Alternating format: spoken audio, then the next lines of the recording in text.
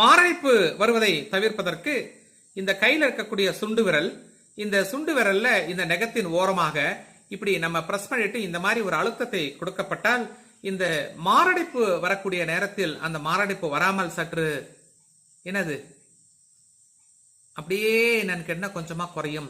அந்த உயிர் இழப்பு ஏற்படுவதை நாம் தவிர்க்கலாம். சுண்டு விரல்ல ஓரமா நெகத்து ஓரத்துல அப்படியே நம்ம பிரஸ் பண்ணணும், இப்படி பிரஸ் பண்ணணும், நல்லா மேல இருந்து இப்படி பிரஸ் பண்ணணும்.